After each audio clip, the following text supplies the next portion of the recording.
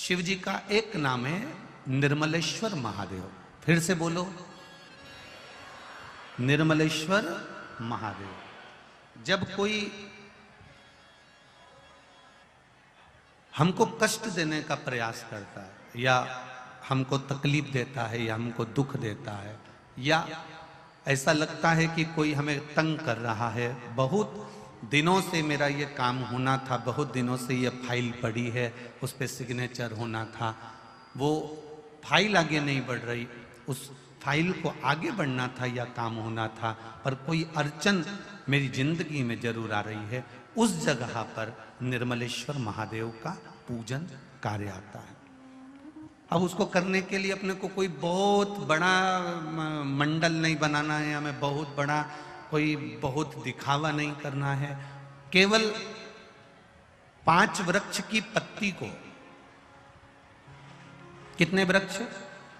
बस 5 वृक्ष की पत्ती और एक श्वेत पुष्प, सफेद कलर का पुष्प अशोक सुंदरी वाली जगह पर लगाकर देवाधिदेव महादेव को सोमवार की अष्टमी के दिन जो चढ़ा देता है, बस निर्मलेश्वर महादेव का नाम लेकर जब चढ़ाया तो कार्य सफलता की ओर अग्रणी हो। वो निर्मलेश्वर महादेव।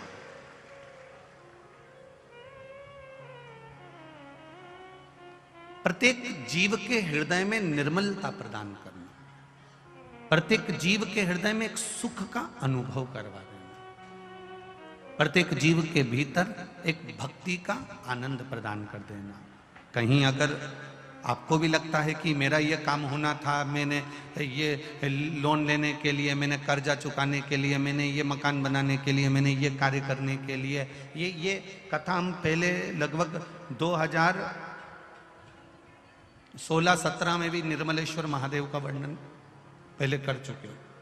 एक बहुत अच्छी बात आपसे कहेंगे, नवनिधि शिव महापुराण की कथा सुन रहे हो और इतनी दूर दूर से आए हो, तो एक जीवन में उतार कर रखना। जब तुम्हें लगे कि हमारे घर के बच्चे गलत मार्ग पर जा रहे हैं, जब तुम्हें लगे हमारे घर के बच्चे व्यसन में जा रहे हैं, मदिरापान में जा रहे हैं या गलत व्यसन की ओर जा रहे हैं, तब प्रयास करना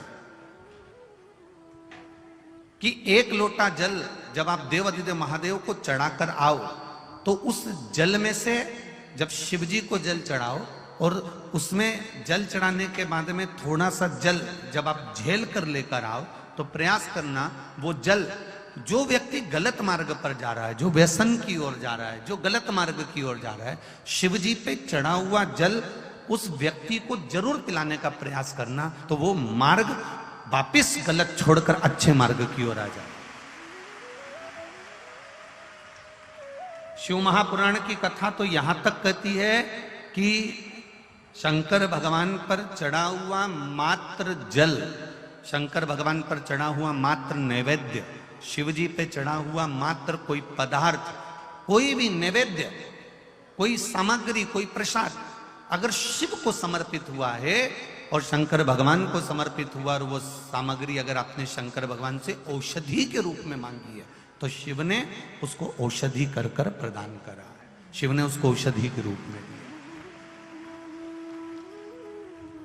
अब कई लोगों के मन में संशय रहता है, गुरुजी कई लोग कहते हैं कि शंकर जी पे चढ़ा हुआ नहीं खाना चाहिए, शिव जी को चढ़ा हुआ तो बैरागी का होता है, त्यागी का होता है, वानप्रस्थी का होता है, जिसने अपना घर परिवार सब छोड़ दिया उसका होता है।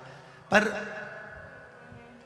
कई लोग इस पे संशय करेंगे, कई लोग ये कहेंगे कि आप कहते हो कि शंकर जी पे चढ़ा हुआ खा लेना चाहिए, और कई लोग कहते हैं कि शिव जी पे चढ़ा हुआ नहीं खाना चाहिए। तो हम किसकी माने? हम मानते हैं कि लोग कहेंगे कि शंकर जी पे चढ़ा हुआ नहीं खाना चाहिए, पर आप शंकर जी पे चढ़ा हुआ क्या कहकर मांग रहे हो कि इसको औषधि कर दो। क्या कर दो? इसको औषधि कर दो। प्रभु मेरे शरीर में ये रोग है, मेरे शरीर में ये तकलीफ है, मुझे ये कष्ट है, आप इसको अमृत कर दो, इसको औषधि कर दो। विचार करिएगा, जरा सी राख, जरा सा भस्म, जरा सी बबूती, जरा सी राख बर्तन पर लगी, बर्तन साफ हो जाता है। शिव जी पे चढ़ी हुई थोड़ी सी भस्म मस्तक से लगती है तो हमारा पाप समाप्त हो जाता है, हमारा क्लेश समाप्त हो जाता है, हमारा क्रोध, हमारा पाप, हमारी आसक्ति, हमारी वासना, हमारे लोभ, हमारी तृष्णा, ये समाप्त हो जाती है। आपने शिव तत्व को जैसे धारण किया है, शिव तत्व को जैसे पाने का प्रयास किया, शिव तत्व को जैसे आप प्राप्त कर रहे हो, वैसे शिव आपको मिलता है। आपकी भक्ति, आपका विश्वास, आपकी दृढ़ता आपको खींचकर परमात्मा की ओर लेकर। अगर मान लो किसी डॉक्टर को दिखाने के लिए जा रहे हो, अभी तक तुमने डॉक्टर को दिखाया, कोई दवाई नहीं लग रही, गोली नहीं लग रही, कोई औषधि नहीं लग रही, डॉक्टर को दिखाने जा रहे हो, तो निवेदन है प्रदोष का दिन निकल जाने दें, और प्रदोष के दिन जिसको भी डॉक्टर को दिखाने जाना है या अपने शरीर से जुड़ी हुई बीमारी के लिए कहीं जाना है कि बड़ी बीमारी ना निकले, भगवान स्वास्थ्य अच्छा रहे, तो 1 लोटा पानी प्रदोष के दिन, कोई भी प्रदोष हो, प्रदोष काल के समय शंकर को चढ़ाना है उसमें, परंतु शमी पत्र के 5 पत्ते होना जरूरी है। 5 पत्ते शमी पत्र के पंचामृत का काम करते हैं महाराज। 2 दही, शहद, घी, शक्कर, जल आदि का काम करते। 5 शमी के पत्ते आप उसमें जल में चढ़ा कर शिव जी को समर्पित करो, फिर आप डाले दिखाने जाओ, बड़ी बीमारी का योग नहीं बनेगा। और गुरुजी लड़की को मंगल है, गुरुजी लड़के को मंगल है, क्या करा जाए? कुछ मत करो। प्रदोष के व्रतों में वर्णन किया गया है कि रवि का प्रदोष, भौम का प्रदोष, मंगल का प्रदोष, बुध का प्रदोष, गुरु का प्रदोष, शुक्र का प्रदोष, शनि का प्रदोष।